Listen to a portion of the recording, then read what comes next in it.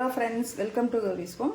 இன்றைக்கி நம்ம டக்குன்னு ஒரு பருப்பு குழம்பு வைக்கலாம். எப்படின்னு பார்க்கலாம் வாங்க. ஈஸியாகவும் செய்யணும், டக்குன்னு செய்யணும், சீக்கிரமாகவும் செய்யணும். இப்போ நான் வந்து ஒரு 150 பாசிப்பருப்பு எடுத்து வச்சுட்டேன்.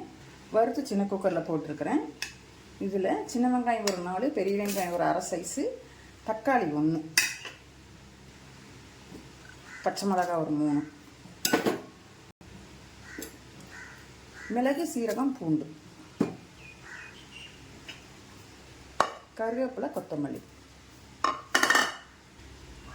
கெட்டிப்பெருங்காயம் கொஞ்சம். இதில் தேவையான அளவு தண்ணி,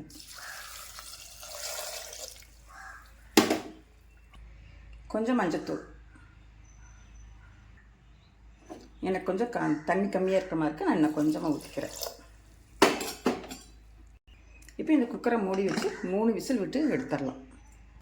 ஸ்டவ் பற்ற வச்சு 3 விசில் விட்டு எடுத்துக்கலாம். 3 விசில் வந்துருச்சுங்க. விசில் ரிலீஸ் ஆகிடுச்சு. இப்போ பருப்பு நல்லா வெந்திருக்குது. இப்போ இது ஒரு கடையும் அவ்வளோ தண்ணி ஊற்றியே பருப்பு வந்து கொஞ்சம் கெட்டியாகி போச்சு. நீங்கள் கெட்டியாக வேணால் வச்சுக்கோங்க, இல்லைன்னா கொஞ்சம் சுடு தண்ணி கூட ஊற்றிக்கலாம். நான் இப்படியே வச்சுக்கிறேன் பருப்பை. இந்த பாசிப்பருப்பெல்லாம் வந்து இப்படி லைட்டாக கடைஞ்சாலே போதும்.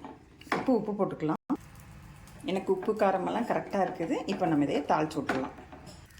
இப்போ தாளிச்சிக்கலாம். தாளிப்பு கரண்டி வச்சுருக்குது. நல்லெண்ணெய் ஊற்றிருக்கிறேன், கடுகு போட்டிருக்கிறேன், 2 வெந்தயம், 2 சீரகம், 2 பூண்டு தட்டி போட்டு, வெங்காயம்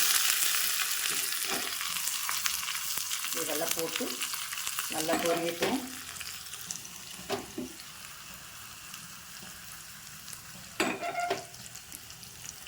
இது கூட கருவேப்பிலை, கொத்தமல்லி,